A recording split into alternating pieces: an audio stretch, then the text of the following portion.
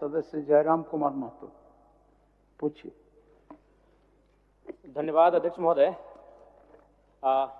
इस प्रश्न का उत्तर मुझे पूर्व में ही प्राप्त हो चुका है और चूंकि माननीय मंत्री महोदय नया प्रभार है, इसलिए मैं इनको इस कार्य के लिए विशेष दोष नहीं दूंगा, लेकिन ये काफी गंभीर प्रश्न है और उत्तर में इन्होंने स्पष्ट कह दिया है। चूंकि मैंने ये प्रश्न मांगा था कि झारखंड के लोग निजी उद्योगों में कितने बहाल हैं, तो इनका उत्तर था, विभाग का जो उत्तर हमें मिला है, जिसमें इन्होंने 2.5 लाख के आसपास बताया कि इनके पे रोल में नामित है, जिनमें मात्र 53,000 झारखंडी हैं।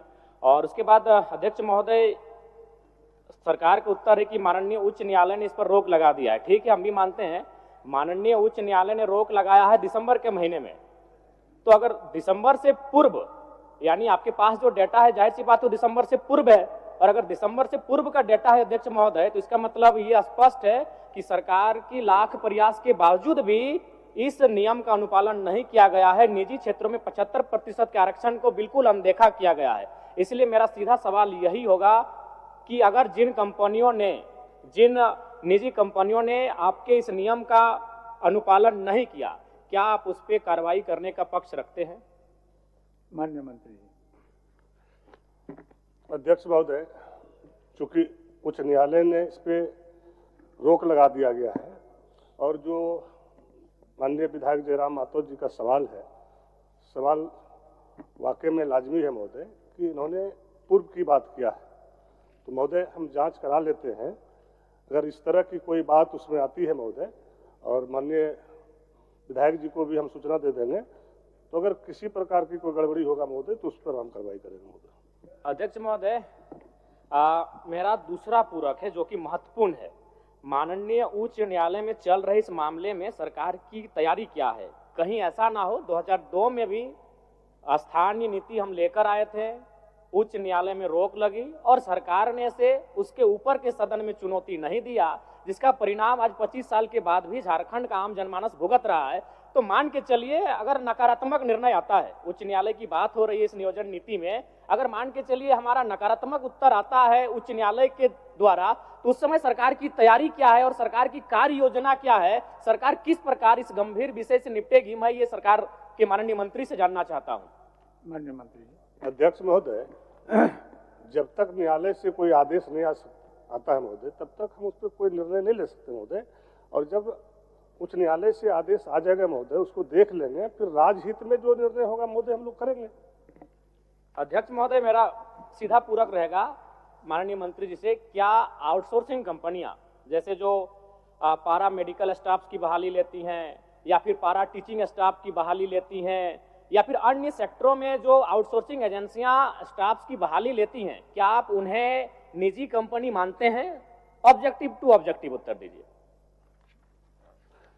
अध्यक्ष महोदय, हमने साफ शब्दों में कहा महोदय कि जब तक उच्च न्यायालय से कोई आदेश पारित नहीं हो जाता महोदय, हम कुछ भी बोलने से जो है इनकार करते हैं महोदय, क्योंकि ये मामला अभी न्यायालय में चल रहा है। जो बातें जयराम महतो जी ने कह रहे हैं ये गंभीर सवाल है महोदय, लेकिन मामला तो उच्च न्यायालय में है। अब किस तरह का आदेश पारित होता है उसके बाद ही ना महोदय हम कोई बात बता सकते हैं। महोदय, इसमें उच्च न्यायालय का तो विषय नहीं होना चाहिए, हम बस इतना पूछे कि जो आउटसोर्सिंग एजेंसियां हैं, क्या वो निजी कंपनी के, आपका जो निजी कंपनी का प्रोटोकॉल है उसके दायरे में वो आउटसोर्सिंग एजेंसियां आती है कि नहीं है? इसमें बस मेरा यही सवाल है कि एजेंसियां जो बहाली ले रही हैं वो निजी कंपनी है या नहीं है? एक मिनट। मंत्री जी के सहयोग के लिए कि वह जो नियम है अध्यक्ष महोदय, उसमें यह प्रावधानित है कि 3 वर्ष तक 75% एडजस्टमेंट करना है। यह कानून मात्र 1 साल तक चला, 3 वर्षों तक चलता तो शायद एडजस्टमेंट हो जाता 75% जो माननीय सदस्य कह रहे हैं। और दूसरा, उस कानून में यह भी प्रावधान है अध्यक्ष महोदय कि कोई लोक उपक्रम, सरकारी लोक उपक्रम को अगर आउटसोर्सिंग एजेंसी भी काम करेगी तो वहां भी ये नियम लागू होगा, जो माननीय सदस्य जानना चाह रहे, केवल मंत्री जी की सहयोग। एक मिनट मंत्री जी, एक मिनट आप बोलिए। 1 मिनट मंत्री बैठिए, एक के साथ जवाब दे दीजिएगा। बहुत ही महत्वपूर्ण प्रश्न है पूरे झारखंड के स्थानीय झारखंडी मूलवासी का अध्यक्ष महोदय। माननीय सदस्य जयराम भाई का यही है चिंता कि जो अभी एजेंसी मैन पावर जो रिक्रूट कर रही है सरकार के अधीन, क्या वो एजेंसी को आप निजी कंपनी मानते हैं, हाँ या ना? दूसरा, अगर आप मानते हैं तो उस पर ये 75% यहाँ के मूलवासी, यहाँ के आदिवासी, यहाँ के झारखंडी लोगों को 75% आरक्षण दे रहे हैं कि नहीं दे रहे हैं? नहीं दे रहे हैं तो देंगे कि नहीं देंगे? और तीसरा, कि जो आपने ढोल बजाया कि 75% यहाँ के निजी क्षेत्रों में काम करने वाले को, झारखंडियों को नौकरी मिलेगा, हाईकोर्ट में आपने ऐसा पॉलिसी बनाया कि टर्न डाउन हो गया, तो आप ऐसा क्या पॉलिसी बनाएंगे जहां पर झारखंड के नौजवानों को रोजगार में प्राथमिकता 75% मिले? चलिए आप 1 मिनट। माननीय मंत्री को थोड़ा सा सहयोग कर देना चाहते हैं।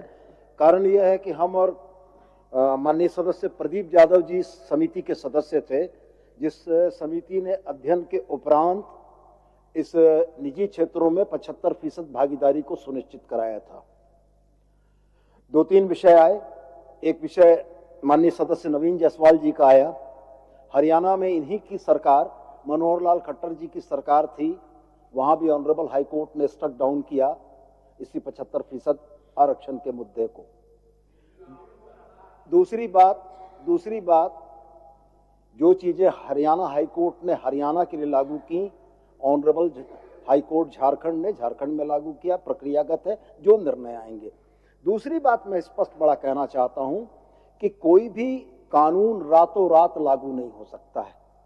एजेंसीज जो यहां पर आउटसोर्सिंग का काम कर रही थी, उनको इसके रेगुलेशन के लिए, नियमितीकरण के लिए हम लोगों ने 3 वर्ष का एक विंडो दिया था कि जो बाहर के कर्मियों को आपने कार्यरत कर रखा है, उनको रिप्लेस करते हुए 40,000 रुपया से नीचे वेतन या भत्ता पाने वाले लोगों में आप झारखंडियों को नियुक्त करेंगे।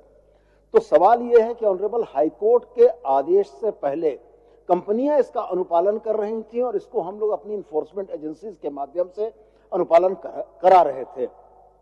माननीय उच्च न्यायालय का न्यायाधीश जब इन बातों को भी रोकता है तो आउटसोर्सिंग कंपनी में भी इन चीजों को लागू कर पाना संभव नहीं है, क्योंकि यह न्यायाधीश का उल्लंघन होगा। और जहां तक रह गया सवाल आउटसोर्सिंग कंपनियों के निजी होने का और नहीं होने का, तो वास्तव में वो तो निजी कंपनियां हैं ही, लेकिन यह कानून उन पर इसलिए प्रभावी नहीं है कि न्यायाधीश ने हमारे हाथ बांध रखे हैं। मान्यवर। माननीय मंत्री जी, माननीय सदस्य, प्रश्नकर्ता का एक ही सवाल है आपसे। प्रश्नकर्ता चाह रहे हैं जो निजी कंपनी अपना अहर्ता को, निजी कंपनी होने का जो अहर्ता है उसको रखता है या नहीं, यही ना जयराम जी? ठीक, बोलिए। अध्यक्ष महोदय, आउटसोर्सिंग एजेंसी निजी कंपनी मानती है महोदय, और जो बातें 75% का है महोदय, साफ शब्दों में माननीय सदस्य सोनू जी ने, प्रदीप जी ने, नवीन जी ने क्लियर कर दिया महोदय। और इस चीज़ों को जैसे भी हाईकोर्ट का आदेश आता महोदय, अब क्या आदेश आता है उसके बावजूद हम निर्णय लेंगे महोदय। ठीक ठीक। लास्ट हम आप उसके बाद बैठ ही जाएंगे, हम सवाल नहीं करेंगे। कुछ भी साफ साफ नहीं अध्यक्ष महोदय।